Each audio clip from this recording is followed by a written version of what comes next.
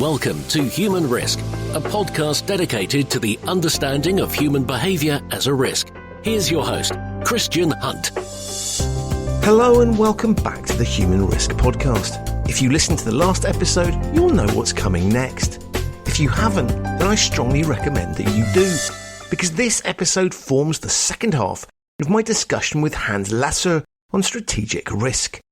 In the last episode, we explored how Hans got into risk management at LEGO, having studied nuclear science, and we looked at his overall approach to strategic risk. In this episode, we talk more about Hans's approach, a how-to guide if you like, first in general terms, and then we conclude with Hans sharing a 4-step framework that he's found useful in his career. With that said, let's get right back into the conversation. So here is part 2 of my discussion with Hans Læssøe on strategic risk. One of the things that you and I have talked about before is this idea of making it relevant to the people that you're speaking to, yes, and sort of avoiding risk jargon. Yes. It's a really obvious point, right? Which is if you're trying to make people understand something, don't make it sound complicated or threatening in any way, shape or form. But I'd love to unpick your thoughts on that, because I think that's really important. I mean, it struck me, it was almost like, if to continue the Lego analogy, Lego instructions are really simple and they use pictures, and therefore anybody, a child or an adult, can use them. And it struck me there was an interesting parallel there, is if you're going to have risk conversations, you need to make sure that it is comprehensible to your audience and that what you're showing them is relevant. Yes. And just like Lego instructions appears to be simple, it's not a simple task to do them, I promise you. They are tested and tested and tested over again before they are released to 5-year-olds. Oh, it's not by chance. Somebody thinks it is. It is not. When I look at risk management, I turn it around. I've been working with executives for 2 decades at that point in time. So I kind of knew their mindset. What would they worry about? What would they want to know in order to make a change decision, in order to say go for a decision, in order to say no to a decision, in order to alter it or give resources to anything? What would they need to know? They would need to know the likelihood that we will meet the target. If that is good, I'll buy in. If it's not good, we will either have to do something about it if I think it's important. If it's not important, we'll dump it. It's that simple. So that's what they'll be looking at. So what I'm doing is, I'm not talking about this risk or that. Oh, they couldn't possibly care less. If you say risk to a manager and you with project owners have this risk and that risk, the executive listens to you and say, okay, I have this excuse and that excuse already prepared. So that's not it. He doesn't care, and he shouldn't. He should care about performance. He should care about development. He should care about meeting targets and help you meeting the targets. So what you can come up with and say, okay, the likelihood that I will meet my target is 60%. It's lower than we said it should have been. And the key issues I have to address is this one, and that one. And for that, I need those kind of resources. Those kind of resources could be time, could be money, could be special people, could be equipment, whatever. I need this in order to improve. And if I get this, and that, I can improve from 60% to 85%. And then I'm on a go again. That he can understand. That he can say, okay, I'll give you that in order to, or how much can you do with half of it, or what's your key priorities and stuff like that. That way you can you start working the plan after having planned the work, you start working the plan and figure out what does it take for you to succeed. Sometimes, and I've been there too, you start with a project, you come out with a 10% likelihood of meeting targets, and you do whatever you can. You bend over backwards in order to come up with a 20% likelihood of meeting targets. Maybe the target wasn't that realistic and to begin with. Maybe you shouldn't have done it. And I've actually been involved in projects that are closed, projects that are significantly changed, projects where scopes has been reduced to a quarter of what it was because what they came out with was outrageously too ambitious. I've also done the other kinds of projects where we aimed for 100, did the risk management and say, okay, 250 is going to be a walk in the park, and change the target to 300. And made it. The idea of negative and positive is very important to capture. And I've been there actually on a corporate level as well, at a point in time where they had a set of KPIs that they wanted to meet. One of them, during the middle of the year, seemed to be failing. We seem to be missing that one. There was indications in market research and stuff like that. We were missing one of the targets. And I sat down and say, okay, let's look at this and say, and came up with a special report to executive team and say, hey guys, listen, we have this KPI we want to meet, and as it is, we are lagging. We are way behind schedule, and it seems that we may not make it. Why don't we take some more risks? We are not exploiting on this particular area. We're by nowhere near exploiting the risk tolerance that we've been given by the board of directors. We are allowed to take a lot more risks. So my suggestion would be to allocate some amount of money. I don't know what it is. Some amount of resources and effort. I don't know what it is. I'm not within that area. But to take chances in order to make it happen before the end of the year. I sent that note, and an hour and a half later, I got a response from the CEO. It wasn't that easy. Now, I had a very good report with the CEO at that point in time, so I responded to him. I agree, it's not that easy. I trust that we have people who knows what to do and how to do it and to do it effectively. But if I had the answers to that one, rest assured you have gotten my email from my own private Hawaiian island, because I would have been immensely rich. A little later, I got a member from the chief marketing officer. It was his area, and he says, I love it, keep it coming. I never heard for the operations guy, but then again, it wasn't his area, and the CFO came back with a longer, more elaborate discussion of why this was more complicated than I made it seem, and I could only agree with him on that one. But still, we were by the end of the day, they did push a bit, not as much as I expected, but they did just make the KPI. The others were surpassed. But just you can do that, and you can go in and say, this is not about managing risks.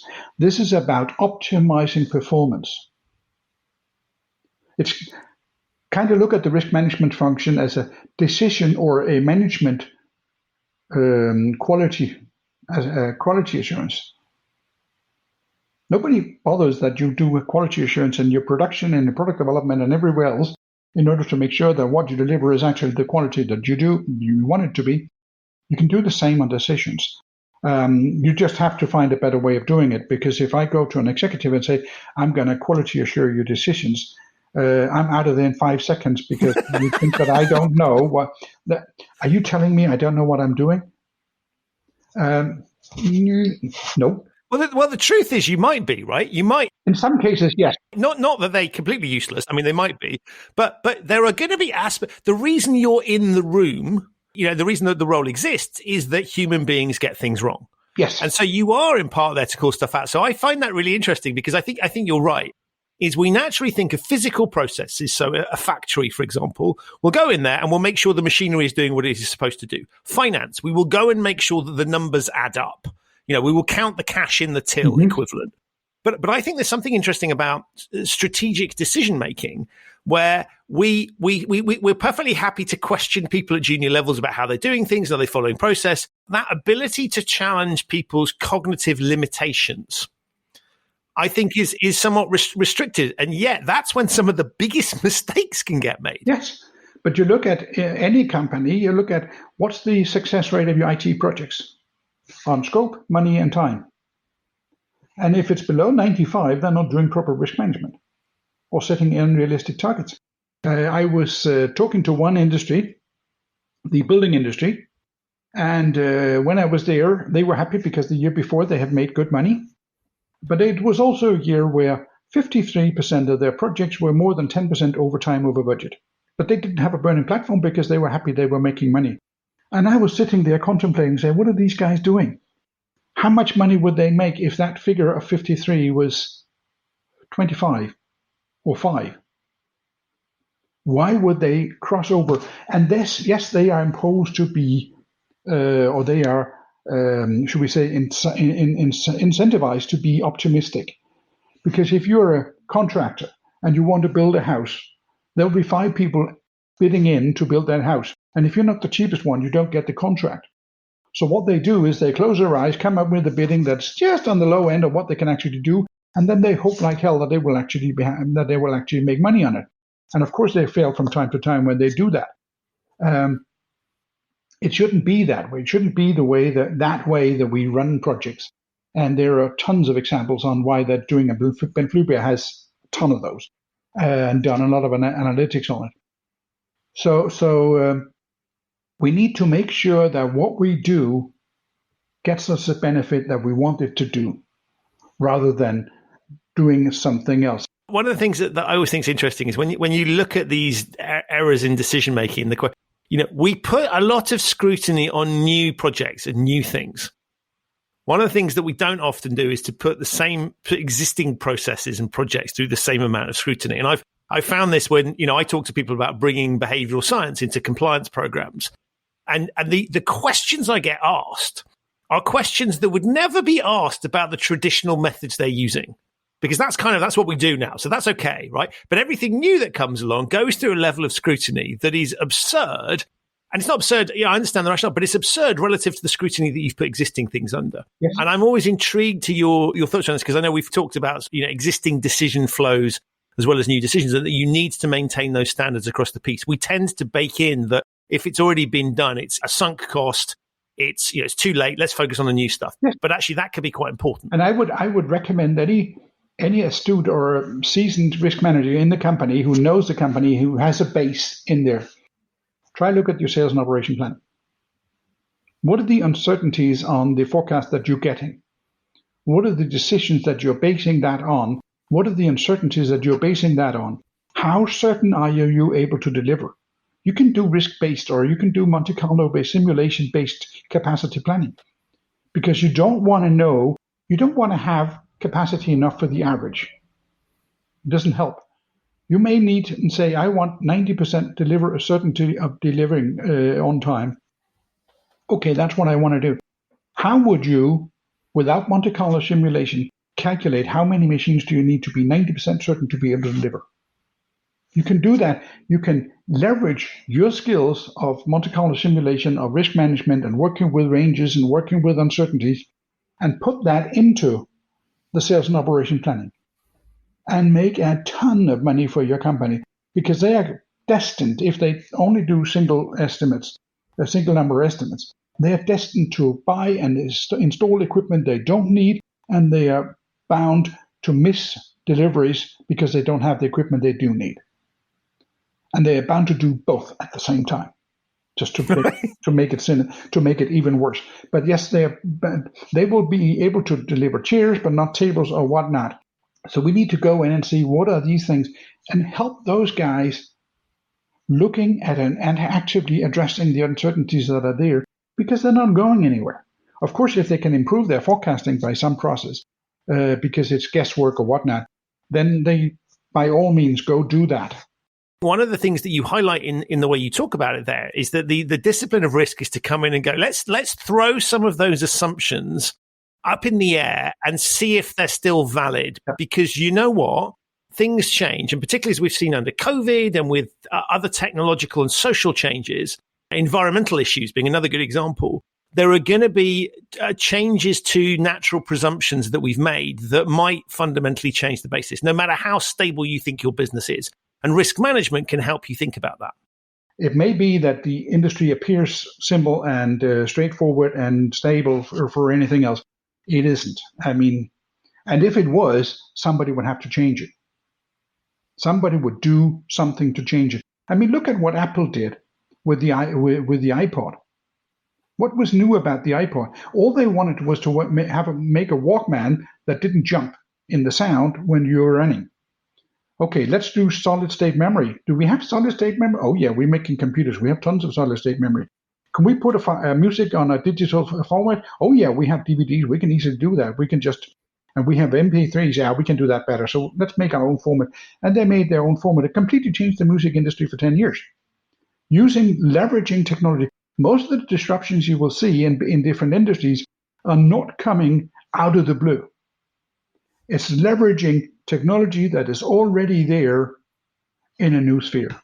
I mean, social media was there when Uber and Airbnb changed the taxi and the hotel industry. What they've done is they made a social platform, a social network platform, and put that on top and say, you can rent this in here. And I'm just sitting here waiting for banks to be in the same trouble. somebody coming up with a million people to a million people banking service that's a website. I want to borrow £1 million. Okay, I'll borrow £1 from you, £1 from you, £2 from you, £3.50 from you. I'll pay the whole thing, and that's it. Nobody runs any risk. Nobody has any governance. It's all through that, and there's a website that runs the whole thing. It's not a big deal. It can be done. So, and then the banks will be somewhat ridiculous, because we don't need them anymore. And you know what's interesting is I was about to tell you why that's not going to happen, right? And the reason I was going to come up with was regulation. And I was going to say regulators will not allow that to happen for a ton of reasons, right? Some of them are good, some of them are bad. And then I just stopped myself. And the reason I stopped myself is because clearly Uber has come in and attacked a regulated industry, which is the taxi industry. And they have managed to do it. Now, there's all sorts of problems and things that, actually, one of the things I think is interesting is that the taxi industry didn't really think about the threat of Uber coming in. But equally, Uber hasn't thought about some of the other risks that its platform poses. So you get this kind of... But my start point of, no, Hans, that'll never happen, I stopped myself because I realized this was exactly the conversation where I shouldn't be thinking that. How on earth are they going to stop it? Can I borrow £10 from you? I'll give you 5% interest. You email me the money. What's the problem? You can give it on Bitcoin. Well, they'll stop it, and they'll find some consumer protection angle or financial stability angle to curtail it. But I think it's one of those things where you would say technologically feasible, someone's going to go for it at some point. And when will they do that? When there's 100 million people borrowing and lending money, borrowing money from somebody else and lending, and half of your industry is running on that. They will be way too late. It'll be a fact of life. And I think, look, even if there were regulatory interventions, the point is once somebody's created this thing and built it up, then the genie is out of the bottle, if you like. And so you can't put the thing back. And so I think one of the interesting things is, the reason I wasn't going to mention it and then decided I would to stimulate this bit of the conversation was to say that actually regulation sounds like a really good argument as to why that will never happen. Right, because we have these regulatory and they're there to protect this thing. And so it's a barrier to entry. And I think for the reasons you've outlined, that is a really dangerous presumption to make on the basis that one, regulatory positions can shift, but two, there are grey areas and regulation is a catch-up game anyway. So they're always fighting the last war as opposed to being able to necessarily predict the next one. And for understandable reasons, not a total criticism of regulators. So I think there's an example of something that looks like a rock solid reason for feeling safe. I.e., if you said to me, there's a risk of this happening, and I would go, no, but Hans, we've mitigated that through this regulatory process. Right. You could quite rightly say that's just not true. Exactly. So, there's a lot of, but again, going back to how industry should look at it, look at what are your targets, what are your aspirations, what could hamper and help. Some things will happen, other things will hamper, other things will help. How can you, what will affect that? How important is that? What's the likelihood? What's the outcome range, the range of impact it can possibly have? Based on that, prioritize and act. How are you going to deal with that? How are you going to be as certain as you can, or as certain as you want to be, that you will actually meet the targets you've set up? Because to me, to be very simple, success means that you are meeting or exceeding your targets. It's on a business scale, pretty much that simple. And yes, humans come in, behaviors come in all the time. But what the companies have to do is that the individual behavior and the uncertainties related to individual behaviors can be addressed through a governance structure. You can make decisions worth £50,000 or £100,000, stop from anything there. Beyond that, you need to discuss with your executive, you need to have a plan, you need to have a budget, you need to have this and this and that before he will even address it. You have to think it through. You have to discuss with this guy or that guy, is it legal, is it plausible, and stuff like that.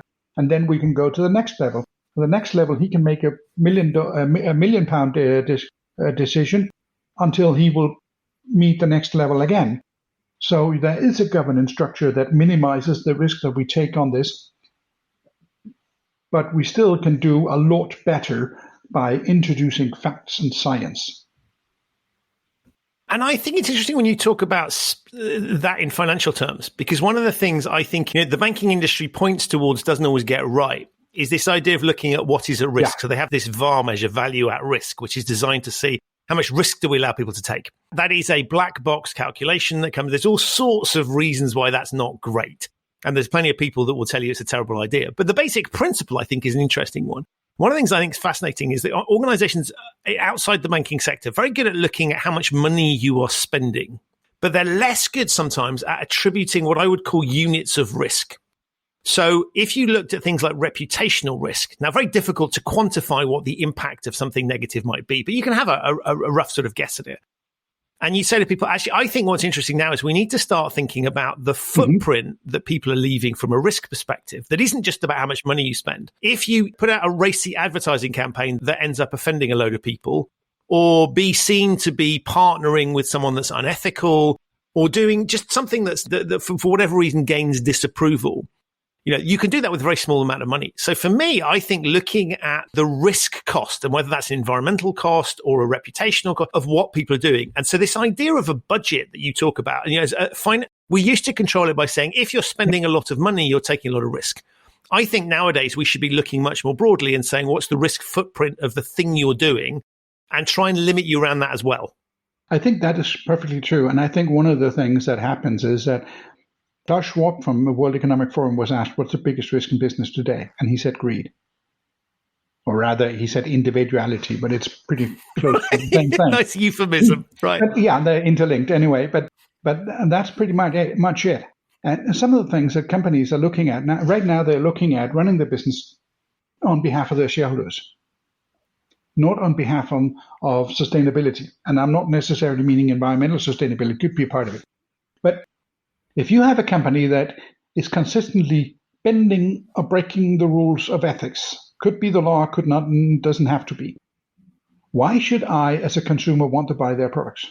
There are plenty of others. Why should I, as an employee, want to be employed by them?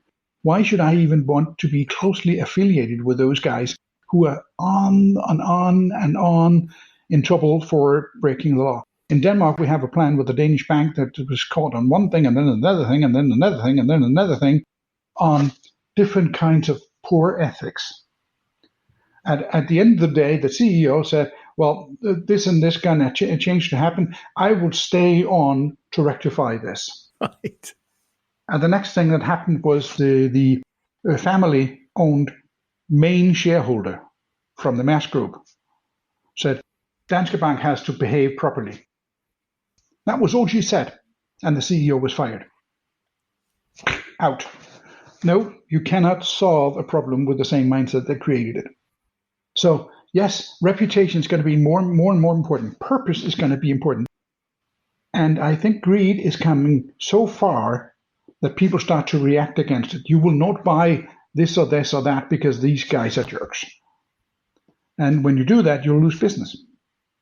And it may not be now and it may not be short term, but you will lose business. Sorry, guys, you will. And that's the risk that you have to carry. But it's not going to be on my watch. I'm only going to be the CEO for 4 years and then I'm out of here getting a better job somewhere else. So they ignore it and keep looking at the shareholders. But I think it's a dangerous path. And it really strikes me when you talk in those terms, and I totally agree with you, things like quarterly reporting, because on the one hand, it's designed to promote transparency. And, we need to know what you're up to and we'll assess you on a regular basis. We'll keep you in check, right? But in practice, what it drives is very short-term thinking, which is the antithesis of the sort of logic you were just talking about. Yes, that's exactly what killed Enron. Enron was doing quite well in California and selling energy and stuff like that. And then they were pushed. They were doing well, and then were doing a little bit better, and then they were doing a little bit better. And then they couldn't anymore because there's a limit to everything. So they started to selling off future deliveries for current cash. And they did that, and they pushed it. And basically, they kept pushing and pushing and pushing, meaning that when the sandcastle erupted, they had a lot of revenue they have already taken in, but they haven't gotten the cost yet, and they still made it. And then they found a vehicle to do it that was illegal, but didn't have to be. It could have been legal what they did. But by the end of the day, they were in big trouble. And that's what happens when you drive for one thing and one thing only. If you only keep for driving for more profits and more profits, eventually it's gonna be a house of cards. Right. And this it's interesting, this obsession with growth, which is logical and understandable. And yet you look at a resource constrained world, and I mean that both in terms of the environment, but also in terms of, if you look at, what COVID has done, there's been a ton of changes there where you'd say the sorts of growth profiles that we've historically seen are not sustainable across the piece. Right. And that's a funny thing, because the growth is coming from Asia, where the population is increasing and the wealth is increasing and everybody else is stalling back. And I think in Europe and also in Japan, where they already have started, you have to stop talking about GDP in absolute terms and GDP growth. You need to talk about GDP per capita, because we are losing people. The number of people in Denmark, the number of people in UK, Germany, Japan is going to decrease. And if it's decreasing, we cannot grow the GDP. If we still want to do that, we have to import people. I mean, we still remember the refugee crisis from a couple of years back when Angela Merkel said, "We schaffen das, we'll make it, having in 1 million people." Yes, because she's been looking in the crystal ball with her experts and saying within the next 10 years, we need 1 million workers in the UK, in Germany, in order to sustain our GDP. So yes, for her, it was a logistical task of getting these guys in, having them educated, having them trained, and having them put in industry before we were short of people. So yeah, there's a lot of, I think, changes in mind shift and changes in the way that things are doing. It's extremely interesting, and it's not going to slow down. I mean, it's often been said that the world is changing faster now than it ever has before. That's true now. It was also true 30 years ago, 60 years ago, and 90 years ago. And my translation of that is, yes, it's true. And that also means that it will never, in foreseeable future, move as slowly as it is today. Right. Which is back to your point. I think that's interesting because it's scary as hell, right? So if you're basically saying is we're kind of on a roller coaster that's just going to keep going faster and faster and faster. And as I get older, I find time is falling away much more quickly anyway. Right. As a natural perception. Try drawing a curve that increases like 5% a year, 10% a year, something like that. In the bottom of it, nothing happens. That's what you're looking at when you're 18-year-old. Nothing happens. If you look 5 years into the horizon, we've got a little bit better, but then not a whole lot. If you're looking at the end of the curve where you are when you're a retiree, or at the end of the curve when you're starting to feel old, then you think it's moving so fast you cannot fathom it because you remember where you started from. Sorry, guys, but your grandson is at the beginning of the curve. Right. On the same curve. I mean, Peter Moore came up with a law that speed of computers doubles every 2 years in the 60s. And everybody says, yes, for a while. That while has not stopped yet. Yep. So there is no indication it's going to go anywhere. It may be a different setup. It may be that it's not financial growth. It may be well-being growth. It may be the number of extremely poor people gets smaller. The number of the middle classes gets bigger, stuff like that. A lot of things may change, and has changed, by the way, for the better. But it's going to be a lot of change that moves in here and changes the world we're operating in and the rules that we're doing it. But yes, it will never be as slow as it is today. And then I revert. Don't be scared, be prepared. Being scared won't help you. Being prepared will. Right. And I think there's lots of examples historically where you can see people, if you go back to the Luddites, who didn't like the idea of sort of machinery, and so they sabotaged it. And we've seen lots of examples of people trying to slow down progress. Yes. And whether that's in terms of democracy or transparency or just sort of technological process, there's all sorts of people that try and stop that. And we know what happens. They eventually, they lose that battle. Yes. And I think that's a lovely portrayal that sort of says, actually, it is what it is. We have the same thing with the environment. Antonio Guterres, the Secretary General of the United Nations, have a pretty good speech about it. And I think it's December last year, where he talked about this climate issue and the climate change and all that stuff. And what he basically said was, we are at war with the climate. The way we're operating today is at war with the climate. We will never, ever win that war. The climate may change, but the climate and the nature and the globe will still be there. We may not be. So we will never, ever win that battle. It will change the way we have to live. It will change resources we have and stuff like that. Suddenly, 2 billion people don't have access to drinking water anymore, or we don't have oil, or we don't have this, or we don't have that. It will change our world whether we want to or not. The nature will always win. And right now, they're pushing in with a couple of things like a couple of hurricanes and the flood and the pandemic and a couple of other things that all comes out of it, that you're pushing it. The pandemic, the COVID pandemic, is a result of us traveling back and forth and all over the world in one mesh, so it can easily spread. If this has happened, if this was started in the 18th century, nobody would have known about it, because 100 people would be sick in India and in China, and that'll be it. COVID's an interesting one, because I've always sort of been looking at it saying, if you were trying to design a virus that was particularly effective at spreading itself, you'd come up with something like COVID right now, which is something where not everybody is symptomatic, where you can play into a whole load of this. You've got social media and disinformation that's sort of serving that particular purpose. You've got some ineffective politicians in certain parts. You've got political battles going on that are not helping a global response. You've got all sorts of things that are there. And I think it's really interesting. It's almost designed for the 21st century. As you say, it would have been less effective in a previous model. The current incarnation is perfect for spreading in the 21st century. The only thing I would change, if I should be the evil guy who designed the virus, is I would give it a 6 months incubation time. So it spread widely to a lot of people before anybody knew about it. But that's about it. And yes, the next pandemic, the next flu is going to be smaller. The next one is going to be smaller. The next one is going to be smaller. And then there's going to be one that is worse. This is not moving towards the average. This is moving towards the extreme. This is digressing towards the extreme.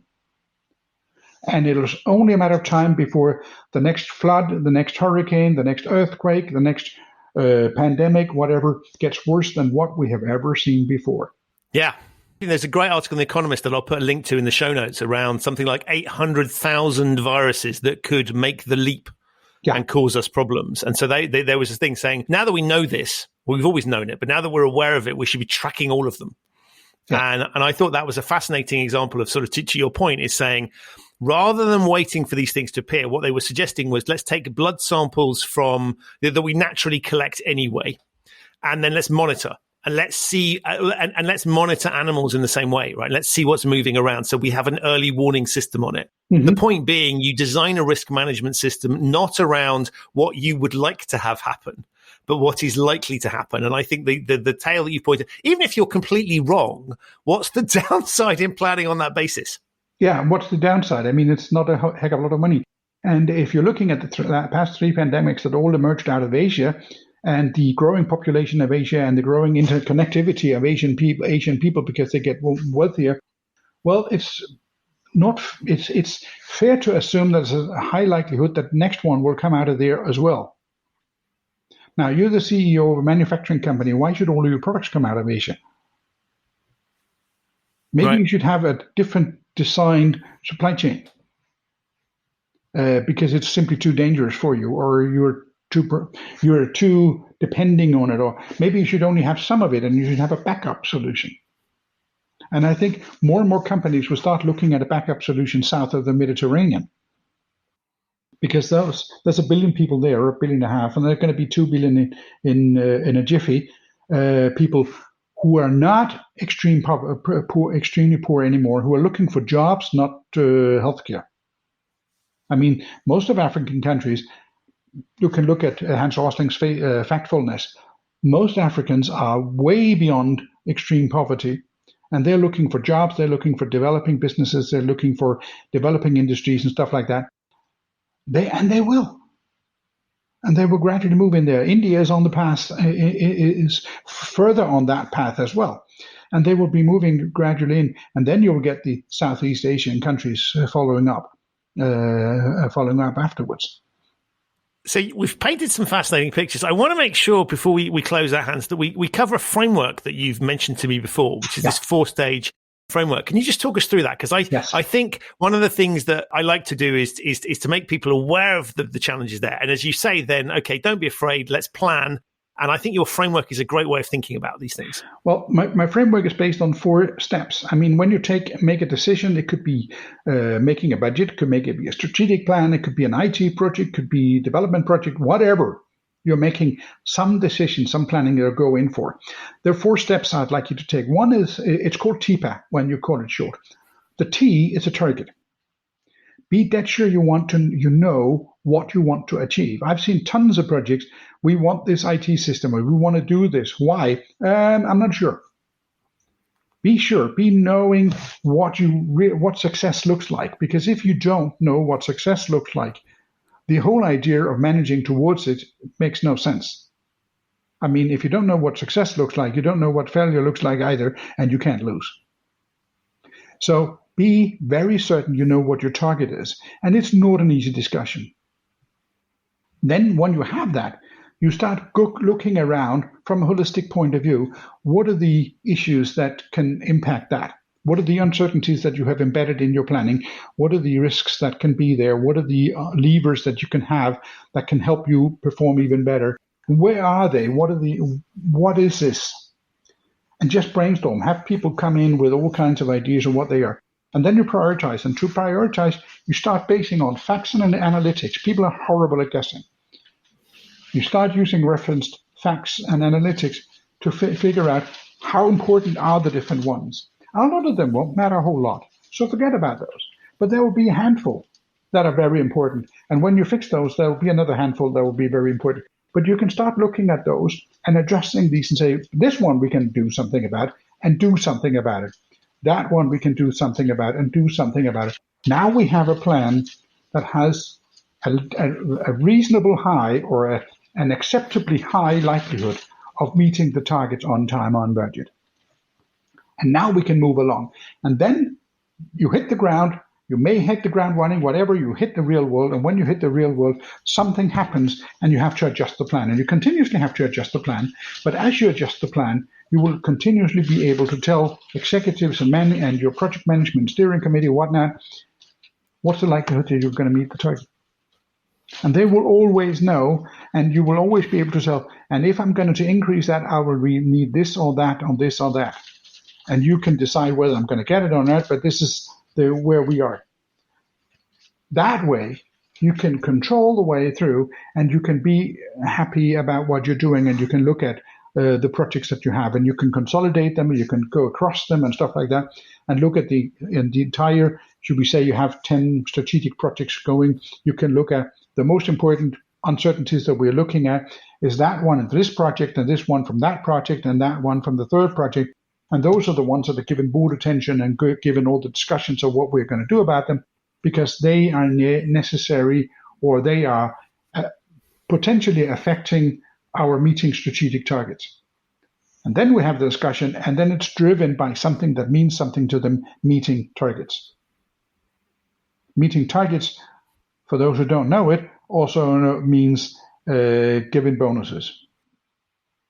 So that's the four steps. And of course, you follow up and you act continuously. But target, identify, prioritize, and act. That's the way, for me, simply to do it. Target first. And be focusing on, take that approach from the target. Don't start making a list of risks and say we have 4 different yellow, amber risks and we have 10 amber risks. Yeah, which together means that there's a 10% likelihood we meet our target. Nobody cares about 10 amber risks, but they do care about meeting 10% likelihood of meeting targets. What I love about talking to you is it's so obvious when you point it out. And yet, as we've said all along, this is something that's missed by many organizations and many people. And it's such a pleasure to hear it expressed in these actionable terms, because I think one of the reasons that people shy away from risk is it sounds foreboding and difficult and challenging, yes. And well, it's just much easier to ignore it, right? If it's going to happen later, it's going to happen down the line. We'll worry about that when we get there. It's a complicated thing, and anyway, I can't do anything about it anyway, yeah. Which is not true, as you've pointed out. True. I mean, my wife has nothing to do with risk management. I've written a couple of books. I've written a ton of articles of different kinds, and she's reading all through them. And I asked him if it makes sense. He said, yeah, I have no idea why people are not always doing that. Well, I can tell you they're not. So there's a lot to be gained. I thought you were going to say she read the articles and then wondered why certain issues in the household didn't work the way that she expected them to. Not really, no. There was a couple of areas where she where she did it, but nevertheless, yes, it's simple. The world is complex enough as it is, so keep it simple where you can. And managing risks is just a matter of being prepared. Wow. I think, Hans, that's an amazing line to close us out on. But before I do that, just tell people how, I'll put all links to all of this in the show notes, but just tell people a little bit about what you do with companies. So if they've been inspired by you, how you can help them. And the second bit is just tell us where they can find out more information. Yeah. First thing, what I do for companies, mostly I train people. I'm not coming in as a risk manager of any company because that will mean that you have to pay me to get to know your company, and that's not efficient. And by the way, I wouldn't bother. So what I do is I talk to people who are in risk, working with risk somehow or another, and I teach them the methodology of identifying, prioritizing, analyzing, Monte Carlo simulation, stuff like that, and tell them how to do it. I give them templates and give them some tools. And that way, get them started, get them some feedback, help them, be their sparring partner, and support for a while, for as long as they want to pay for it, and then being their support on that to get them going. And I have a couple of clients who've been doing quite well on particularly that approach. And I like the approach because I like to see how people grow in the role and can actually change the way companies are making business and doing business and doing help on that one. So this is what I'm doing, and I'm doing out of my company called Actus, which is AKTUS, the active uncertainty in Danish. And I have a website, which is actus.dk for Denmark. So it's aktus.dk. And there you have whatever I do. You have the articles, the presentations I've made, the books I've done, and stuff like that, and how to contact me. And it's all quite simple. And I will help. I can do that anywhere because most of it is online anyway. But I will also, when COVID allows it, restrictions allows it, be perfectly willing to travel around and be with you and help you on site with whatever tangible thing we have. Because I believe there's so much to be gained, but I want those who get my help to be the heroes. I'm past that. I'm semi-retired. I name myself as a consultiree. I'm a consultant when I have clients and a retiree when I don't. And you're also a fabulous podcast guest. So listen, thank you so much for sparing the time to talk through all that stuff. I've thoroughly enjoyed it. I've been entertained and informed and inspired, which is always the biggest compliments I can pay to people. I love the stuff that you put out on social media, particularly when you get into some of those discussions with people. So I'd encourage people to be tracking that as well, because that's always entertaining to see Hans coming up against orthodoxy. I know whose side I'm on in that particular challenge whenever it appears. But it's been great fun. Thank you so much. Thank you. It's been fun doing. So that's it for this episode of the Human Risk Podcast. My enormous thanks to Hans for appearing and to you for listening. To find out more about Hans and the work that he does at Actus, have a look in the show notes. There are links to that there. If this is your first time listening to the Human Risk Podcast, welcome. You can subscribe wherever you get your quality audio content. It's available on all of the major platforms. If you like the show and have yet to leave a 5-star review on whichever platform you're using, please do so. It really does help.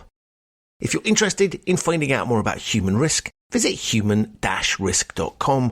You'll find links to the newsletter, video blog, and other content that'll help you explore the wonderful world of human risk. I'll be back very soon with another episode of this show, but in the meantime, stay safe and thanks for listening.